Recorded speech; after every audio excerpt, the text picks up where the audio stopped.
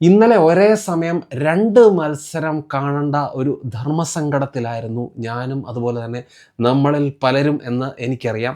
ഒരു സൈഡിൽ യുണൈറ്റഡും ക്രിസ്റ്റൽ പാലസും തമ്മിലുള്ള ഫുട്ബോൾ മത്സരം, അപ്പുറത്ത് ഇന്ത്യയും വെസ്റ്റ് ഇൻഡീസും തമ്മിലുള്ള ക്രിക്കറ്റ് മത്സരം. അതുകൊണ്ട് തന്നെ ഈ 2 മത്സരത്തിലും ഫുള്ളി ഫോക്കസ്ഡ് ആയിട്ട് കാണാൻ എനിക്ക് പേഴ്സണലി പറ്റിയിട്ടില്ല. പക്ഷേ 2 മത്സരവും കണ്ടുകൊണ്ട് തന്നെ ക്രിക്കറ്റിനെ കുറിച്ച് നമുക്ക് ഇന്നത്തെ വീഡിയോയിൽ കുറച്ച് നമുക്ക് സംസാരിക്കാം. അപ്പം സാധാരണ ഞാൻ ക്രിക്കറ്റ് കണ്ട് തുടങ്ങിയ കാലം മുതൽ സച്ചിൻ തെണ്ടുൽക്കർ ടീമിലുണ്ട്. അപ്പം അന്ന് സച്ചിൻ തെണ്ടുൽക്കർ ഓപ്പണിങ്ങിൽ ഇറങ്ങുന്നു. സച്ചിൻ ഓപ്പണിങ് ഇറങ്ങുമ്പം ആദ്യത്തെ ബോള് ഫേസ് ചെയ്യുമ്പം മുതൽ ഭയങ്കര ആ ഒരു നെഞ്ചിനുള്ളിൽ ഭയങ്കര ഒരു തീയാണ്. ഓരോ ബോള് സച്ചിൻ ഫേസ് ചെയ്യുമ്പോഴും ഔട്ടാകുമോ എന്നുള്ള ആ ഒരു പേടിയാണ്. സച്ചിൻ റിട്ടയർ ആയി കഴിഞ്ഞപ്പോഴത്തേനും പിന്നെ സഞ്ജുവിനെ കാണുമ്പോഴാണ് എനിക്ക് ആ ഒരു പേടി വീണ്ടും ഇപ്പം വന്ന് തുടങ്ങിയിട്ടുള്ളത്. അതുകൊണ്ട് തന്നെ സഞ്ജു ഇന്നലെ ബാറ്റ് ചെയ്യാൻ ഇറങ്ങി. സഞ്ജുവിൻ്റെ തുടക്കത്തിൽ ഇന്നിങ്സിൻ്റെ ആ ഒരു തുടക്ക ഭാഗത്ത് ഞാൻ കണ്ടിന്യൂസ് ആയിട്ട് കണ്ടിട്ടില്ല. ഞാൻ ഇടയ്ക്ക് വെക്കും, സഞ്ജു എത്ര റണ്ണായി എന്ന് നോക്കും, ഞാൻ നേരെ യുണൈറ്റഡിൻ്റെ മാച്ചിലോട്ട് ഷിഫ്റ്റ് ആകും. അങ്ങനെ ഷിഫ്റ്റ് ചെയ്ത് അങ്ങോട്ടും ഇങ്ങോട്ടും സ്വിച്ച് ചെയ്ത് കളിച്ച് ഒരു 10-30 റണ്ണൊക്കെ സഞ്ജു ആയി കഴിഞ്ഞപ്പോഴാണ് എനിക്ക് സഞ്ജുവിൻ്റെ ഇന്നിങ്സ് കാണാനുള്ള ഒരു കോൺഫിഡൻസ് എനിക്ക് കിട്ടിയത്. അത് കഴിഞ്ഞ് ഇരുന്ന് സഞ്ജുവിൻ്റെ കളി മുഴുവനും ഇരുന്ന് കണ്ടു. സഞ്ജുവിൻ്റെ ആ ഒരു മാസ്മരിക ഇന്നിങ്സ് കുത്തിയിരുന്ന് കണ്ടു. ഇപ്പം കഴിഞ്ഞ മത്സരം നോക്കുകയാണെങ്കിൽ സഞ്ജു 10 ബോളിൽ 24 റൺസ് എന്തോ ആണ് അടിച്ചത്. അപ്പം അങ്ങനെ 10 ബോളിൽ 24 അല്ലെങ്കിൽ 8 ബോളിൽ 20 ആ രീതിയിലുള്ള ഇന്നിങ്സ് ടീമിന് ചിലപ്പം നല്ലൊരു തുടക്കം കൊടുത്തേക്കാം. പക്ഷേ പേഴ്സണലി സഞ്ജു സാംസൺ എന്ന് പറയുന്ന പ്ലെയറിന് ഒരിക്കലും പുള്ളിയുടെ ഒരു ടീമിലുള്ള സ്ഥാനം ഉറപ്പിക്കാൻ പുള്ളിക്ക് അങ്ങനത്തെ ഇന്നിങ്സ് കൊണ്ട് പറ്റത്തില്ല. എന്തേലും ഒരു ചെറിയ മിസ്റ്റേക്കുകൾ, ടീമിനകത്ത് എന്തെങ്കിലും കോമ്പിനേഷൻസിലുള്ള എന്തെങ്കിലും ടീമിനകത്തൊരു അഴിച്ചുപണി നടത്തേണ്ട സമയത്ത് സഞ്ജുവിനെ ആയിരിക്കും അവരെ ടാർഗറ്റ് ചെയ്ത് എടുത്ത് പുറത്ത് ഇടുന്നത്. പക്ഷേ ഇന്നലെ കളിച്ച ആ ഒരു 97 റൺസിൻ്റെ ആ ഒരു ഇന്നിങ്സ് കഴിഞ്ഞപ്പം എന്താണേലും ഈ വേൾഡ് കപ്പിൽ മുന്നോട്ടുള്ള ഇന്ത്യ എത്ര മത്സരം കളിക്കുന്നോ ആ മത്സരങ്ങളിലൊക്കെ സഞ്ജു കാണും എന്നുള്ള കാര്യത്തിൽ ഉറപ്പാണ്. കാരണം സഞ്ജു ഇന്നലെ അങ്ങനത്തെ ആ ഒരു ഇന്നിങ്സ് കളിച്ച് ടീമിൻ്റെ പകുതിയിൽ മുകളിൽ റൺസ് സ്കോർ ചെയ്തുകൊണ്ട് തന്നെയാണ് ഇന്ത്യ ജയിച്ചത്. സഞ്ജു ഔട്ടായിരുന്നെങ്കിൽ ഇന്ത്യയുടെ സ്ഥിതി ഭയങ്കര പരുങ്ങലിലായനെ എന്ന് തന്നെയാണ് എൻ്റെ അഭിപ്രായം. തോക്കും എന്ന് നമുക്ക് ഉറപ്പിച്ച് പറയാൻ പറ്റത്തില്ല, പക്ഷേ നല്ല രീതിയിൽ ബുദ്ധിമുട്ടിയാണ്. അപ്പം സഞ്ജു ആണ് മത്സരം ജയിപ്പിച്ച് ഇന്ത്യയെ സെമി ഫൈനലിൽ എത്തിച്ചത് ഇങ്ങനത്തെ ഒരു ക്രൂഷ്യൽ മത്സരത്തിൽ. അതുകൊണ്ട് തന്നെ സഞ്ജുവിൻ്റെ സ്ഥാനം തെറിപ്പിക്കുക അല്ലെങ്കിൽ സഞ്ജുവിൻ്റെ പ്ലേസിനെ ക്വസ്റ്റ്യൻ ചെയ്യാനായിട്ട് ഉള്ള ധൈര്യം ഇപ്പം ഇന്ത്യൻ ടീമിൽ അല്ലെങ്കിൽ ഇന്ത്യയുടെ കോച്ചസിനോ ആർക്കും കാണത്തില്ല, അല്ലെങ്കിൽ സെലക്ടേഴ്സിനോ ഒന്നും കാണത്തില്ല. അതുകൊണ്ട് തന്നെ മുന്നോട്ടുള്ള മത്സരങ്ങളിലൊക്കെ സഞ്ജു കളിച്ചിരിക്കും. അപ്പം സഞ്ജുവിൻ്റെ ഇന്നത്തെ ഇന്നിങ്സിൽ എനിക്ക് കണ്ട ഒരു മാറ്റം എന്ന് പറയുന്നത് സഞ്ജു കുറേ കൂടെ സഞ്ജുവിൻ്റെ വിക്കറ്റിന് കുറച്ചുകൂടി ഒരു വാല്യൂ കൊടുത്ത പോലെ എനിക്ക് തോന്നി. അപ്പം ഇതുപോലെ ചുമ്മാ കഴിഞ്ഞ മത്സരത്തിലെ പോലെ 8 ബോളിൽ 20 അല്ലെങ്കിൽ 10 ബോളിൽ 25 അടിച്ച് അങ്ങനെ അറഞ്ചം പുറഞ്ചം അടിക്കുന്ന പരിപാടിയൊക്കെ നടത്തിയിട്ട് കുറച്ചുകൂടെ വിക്കറ്റിന് കുറച്ചുകൂടെ വാല്യൂ കൊടുക്കുന്നു. അടിക്കേണ്ട പന്തുകളെ കറക്റ്റായിട്ട് അടിക്കുന്നു. അടിച്ച് 200-ന് സ്ട്രൈക്ക് റേറ്റ് പുള്ളിക്കുണ്ട്.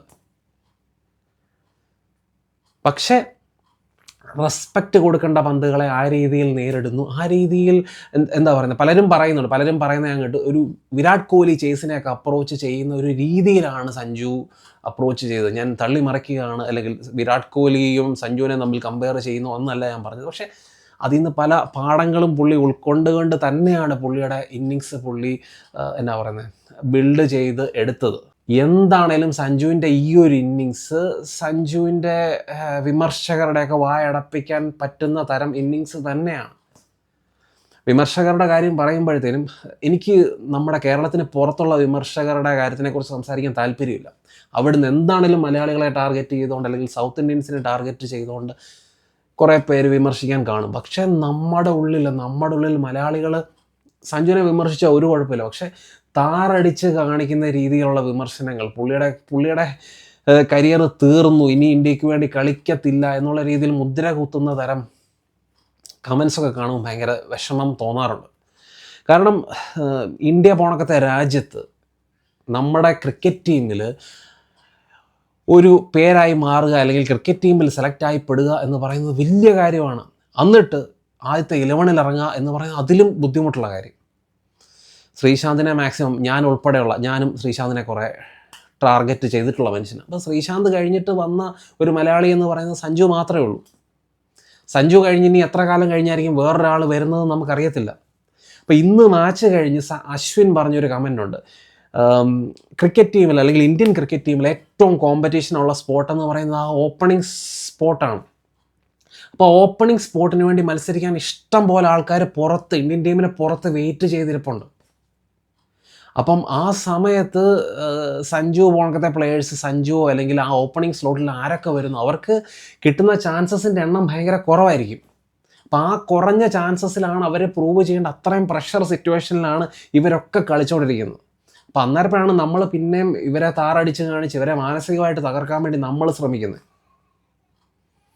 ഭയങ്കര മോശമാണ്. നമ്മൾ മലയാളികൾ എന്നുള്ള രീതിയിൽ നമ്മൾ ഒരിക്കലും ചെയ്യാൻ പാടില്ല. ക്രിട്ടിസൈസ് ചെയ്തോ, പക്ഷേ കോൺഫിഡൻസ് നശിപ്പിക്കുന്ന രീതിയിലും ഭയങ്കര താറടിച്ച് ഇനി ഇവനില്ല, അവൻ തീർന്നു എന്നുള്ള രീതിയിലുള്ള കമൻസൊക്കെ കാണുമ്പോൾ ഭയങ്കര വിഷമം എനിക്ക് തോന്നാറുണ്ട്. അപ്പം അശ്വിൻ പറഞ്ഞ വേറെ കുറച്ച് കാര്യങ്ങളെന്ന് പറയുന്നത്, ഇപ്പം ഒരു മിഡിൽ ഓർഡർ ബാറ്റ്സ്മാൻ എന്നുള്ള രീതിയിൽ അല്ലെങ്കിൽ ലോവർ മിഡിൽ ഓർഡർ ബാറ്റ്സ്മാൻ എന്നൊക്കെ ഉള്ള രീതിയിലുള്ള പ്ലെയേഴ്സിന് കോമ്പറ്റീഷൻ കുറവാണ്. അതുകൊണ്ട് തന്നെ അവർക്ക് കുറേ കൂടെ ഡ്യൂറേഷൻ കിട്ടും അവർക്ക് അവരുടെ കാലിബർ പ്രൂവ് ചെയ്യാൻ വേണ്ടി. പക്ഷെ അപ്പം അവിടെ നിന്നുകൊണ്ടാണ് സഞ്ജു പോണക്കത്തെ പ്ലെയർ ഈ 11-ൽ കളിച്ചുകൊണ്ട് ഈ രീതിയിലുള്ള പ്രഷറിനെ നേരിട്ടുകൊണ്ടിരിക്കുന്നത്. അപ്പം അതുകൊണ്ട് ദയവ് ചെയ്ത് മലയാളികൾ സഞ്ജുവിനെ പ്രശംസിച്ചില്ലെങ്കിലും വന്ദിച്ചില്ലെങ്കിലും നിന്ദിക്കാതെ ഇരിക്കുക. ഇനി നമുക്ക് ഫുട്ബോൾ മത്സരത്തിൻ്റെ കാര്യത്തിലോട്ട് വരാം. ഫുട്ബോൾ മത്സരത്തിൽ യുണൈറ്റഡ് കഴിഞ്ഞ എവർട്ടൻ്റെ മത്സരം പോലെ തന്നെ ഫസ്റ്റ് ഹാഫ് ദയനീയം. ഫസ്റ്റ് ഹാഫ് എന്ന് പറയുന്ന യുണൈറ്റഡിൻ്റെ, പക്ഷെ സെക്കൻഡ് ഹാഫിൽ ക്യാരിക്ക് പോയിട്ട് ഇവന്മാരെയൊക്കെ മോട്ടിവേറ്റ് ചെയ്താണ് സെക്കൻഡ് ഹാഫിൽ ഈ പ്ലെയേഴ്സിനെയൊക്കെ ഇറക്കുന്നത്. ഒരു ചേഞ്ചസ് ഒന്നും വരുത്താതെ, ടീമിൽ ഒരു ചേഞ്ചസും വരുത്താതെ ഇതേ 11 തിരിച്ച് ഇറക്കുന്നു. 1-0 നമ്മൾ 3-ാമത്തെ മിനിറ്റിൽ മത്സരത്തിൽ കൺസീഡ് ചെയ്തു. അവിടെ നിന്നിട്ട് നമ്മൾ സെക്കൻഡ് ഹാഫിൽ വന്നിട്ട് നമ്മുടെ ബോഡി ലാംഗ്വേജ് ഒക്കെ അങ്ങ് മാറി. നമ്മൾ ഭയങ്കര ഹൈ ഇൻറ്റൻസിറ്റി ഫുട്ബോൾ കളിക്കാൻ വേണ്ടി തുടങ്ങുന്നു. നമുക്ക് മാച്ചിലോട്ട് തിരിച്ചു വരാനുള്ള മൊമെൻറ്റ്സ് ക്രിയേറ്റ് ചെയ്ത 2 പ്ലെയേഴ്സ് 2 ഗോളിലേക്ക് നമുക്ക് വഴി വെച്ച് മാച്ചിൻ്റെ ആ ഒരു ഗതിയെ തന്നെ ചേഞ്ച് ചെയ്ത മത്തേസ് കുണിയ, അതുപോലെ തന്നെ Bruno Fernandes. Matheus Cunha penalty win ചെയ്യുന്നു. മത്തേസ് കുണിയ ഫൗൾ ചെയ്ത പ്ലെയർ റെഡ് കാർഡ് കണ്ട് പുറത്താകുന്നു. അത് ഭയങ്കര മാച്ചിനെ തന്നെ ഭയങ്കരമായിട്ട് മാറ്റിമറിച്ചൊരു സംഭവമാണ്. അപ്പം ക്രിസ്റ്റൽ പാലസ് ഒരു പ്ലെയർ ഡൗൺ ആകുന്നു, നമുക്ക് ഒരു ഗോൾ കിട്ടുന്നു, അങ്ങനെ 1-1 ആകുന്നു. അത് കഴിഞ്ഞ് ബ്രൂണോ ഫെർണാണ്ടസ് സെസ്കോയ്ക്ക് വേണ്ടി ക്രിയേറ്റ് ചെയ്ത് കൊടുത്ത ആ ഒരു ക്രോസ്, സെസ്കോയുടെ ഹെഡർ ഗോള്, ബ്രൂണോ ഫെർണാണ്ടസിൻ്റെ ഈ ഒരു മത്സരത്തിലെ ബ്രൂണോ ഫെർണാണ്ടസിൻ്റെ അസിസ്റ്റും കൂടെ ആയപ്പോഴത്തേനും ബ്രൂണോ ഫെർണാണ്ടസിന് ഇപ്പം ഈ ഒരു സീസണിൽ 13 അസിസ്റ്റ് ആയിട്ടുണ്ട്. പ്രീമിയർ ലീഗിൻ്റെ ഓൾ ടൈം റെക്കോർഡ് അനുസരിച്ച് ഒരു സീസണിൽ ഏറ്റവും കൂടുതൽ അസിസ്റ്റ് കൊടുത്ത പ്ലെയേഴ്സ് ഒന്ന് തിയറി ഓൺറിയും അതുപോലെ തന്നെ കെവിൻ ഡിബ്രോയിനെയാണ്. ഇവർ രണ്ടുപേരും 20 അസിസ്റ്റ് വെച്ചിട്ടാണ് ഒരു സീസണിൽ പ്രീമിയർ ലീഗിൽ നേടിയിട്ടുള്ളത്. അപ്പം ബ്രൂണോ ഫെർണാണ്ടസിൻ്റെ മുന്നിലുള്ള ടാർഗറ്റ് എന്ന് പറയുന്നത് ഇവരുടെ ആ ഒരു 20 അസിസ്റ്റ് എന്ന് പറയുന്ന സംഭവമാണ്. 13 അസിസ്റ്റ് നേടിയ ബ്രൂണോ ഫെർണാണ്ടസിൻ്റെ മുന്നിൽ ഈ ഒരു സീസണിൽ ഇനിയും 10 മത്സരങ്ങളാണുള്ളത്. 10 മത്സരങ്ങളിൽ 8 അസിസ്റ്റ് നേടിയാൽ ബ്രൂണോ ഫെർണാണ്ടസിന് അവരുടെ റെക്കോർഡ് തകർക്കാം, അല്ലെങ്കിൽ 7 അസിസ്റ്റ് നേടുകയാണെങ്കിൽ അവരുടെ റെക്കോർഡിന് ഒപ്പം എത്താം 20 അസിസ്റ്റും ആയിട്ട്. പിന്നെ സെർക്സിയുടെ കാര്യം പറഞ്ഞാൽ സെർക്സി ഇപ്പം കണ്ടിന്യൂസ് മാച്ചസിൽ സെർക്സി ഗോളുകൾ സ്കോർ ചെയ്യുന്നു. അപ്പം നമ്മൾ ശ്രദ്ധിച്ചു കഴിഞ്ഞാൽ നമ്മുടെ പ്ലെയേഴ്സിനെയൊക്കെ പല പണ്ഡിറ്റ്സും ടാർഗറ്റ് ചെയ്യുന്നുണ്ട്. കസമീറോയെ ജേമി കാരിഗർ ടാർഗറ്റ് ചെയ്തു.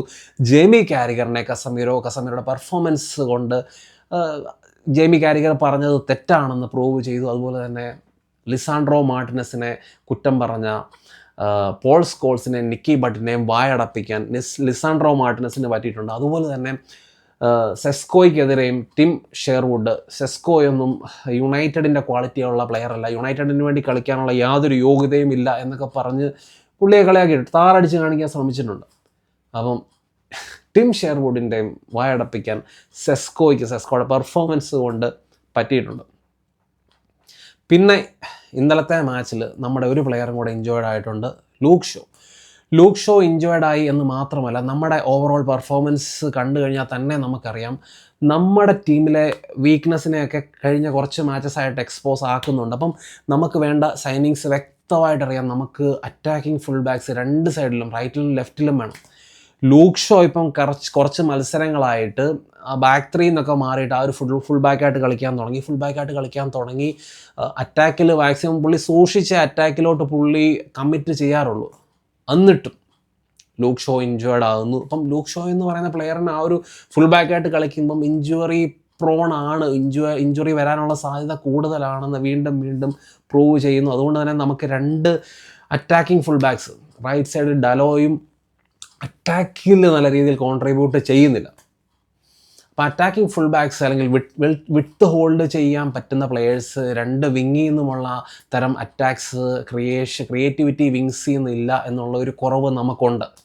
നമ്മുടെ ക്രിയേറ്റിവിറ്റി കൂടുതലും ബ്രൂണോ ഫെർണാണ്ടസിനെ ഡിപ്പെൻഡ് ചെയ്യുന്നു. അത് കൂടുതലും സെൻട്രലിയാണ്. അപ്പോൾ സെൻട്രലി കൂടുതൽ ടീമുകൾ ഓവർലോഡ് ചെയ്ത് നമ്മുടെ അറ്റാക്കിനെ ഷട്ട് ഡൗൺ ചെയ്യാൻ വേണ്ടി ശ്രമിക്കും.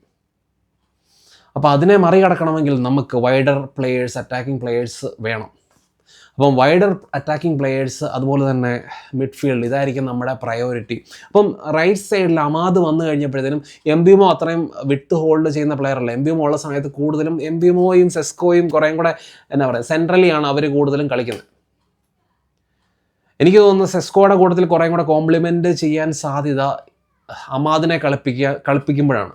അമാദ് സെക്കൻഡ് ഹാഫിൽ സബ്ബായിട്ട് വന്നു കഴിഞ്ഞപ്പോൾ ആ ഒരു റൈറ്റ് സൈഡിൽ നിന്ന് ആ ഒരു റൈറ്റ് വിങ് വഴി കുറേ കൂടെ അറ്റാക്കുകൾ വരാൻ തുടങ്ങി. അപ്പോൾ എനിക്ക് തോന്നുന്നത് ഒരു ടീമിൻ്റെ ഒരു കോമ്പസിഷനും ബാലൻസിനും ഒക്കെ അമാദിനെ സ്റ്റാർട്ട് ചെയ്യുന്നതാണ് നല്ലത്. അമാദിനെയും സെസ്കോയും കൂടെ ഒരുമിച്ച് സ്റ്റാർട്ട് ചെയ്യുന്നതാണ് നല്ലതെന്നാണ് എനിക്ക് പേഴ്സണലി എനിക്ക് തോന്നുന്നത്. അപ്പം നമ്മൾ ഈ ഒരു മത്സരം കൂടെ ജയിച്ച് കഴിഞ്ഞപ്പം നമ്മൾ 4ാം സ്ഥാനത്തു നിന്ന് നമ്മൾ 3ാം സ്ഥാനത്ത് എത്തിയിട്ടുണ്ട്. അപ്പം 4ാം സ്ഥാനത്തിന് വേണ്ടി ഇനിയിപ്പം ചെൽസിയും ലിവർപൂളും ആസ്റ്റൺ വില്ലയുമായിട്ട് നിങ്ങൾ